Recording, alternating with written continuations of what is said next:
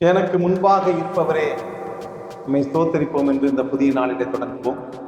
சங்கீதம் 16:8 கர்த்தரை நான் எப்பொழுதும் எனக்கு முன்பாக வைத்திருக்கிறேன், அவர் என் வலது பாரசத்தில் இருக்கிறார், அதனால் அவருடைய பிரசன்னம் ஆதரவாகவும் தொடர்ந்து எனக்கு கிடைக்கும் என்று சொல்லி அங்கே தாவீது சொல்லுகிறதை நாம் பார்க்கிறோம்.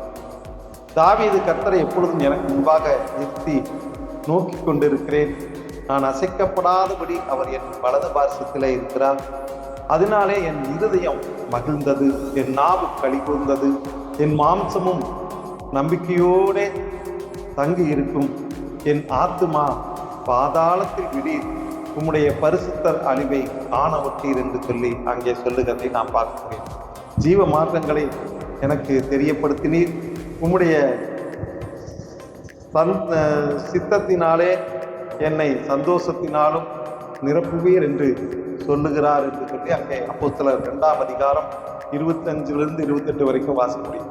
கர்த்தரை நான் எனக்கு எப்பொழுதும் எனக்கு முன்பாக வைத்திருக்கிறேன், அவர் என் வலது பாரசத்தில் இருக்கிறபடினால் நான் அசைக்கப்படுவதில்லை என்று அங்கே சங்கீதத்திலே நாம் வாசித்தோம்.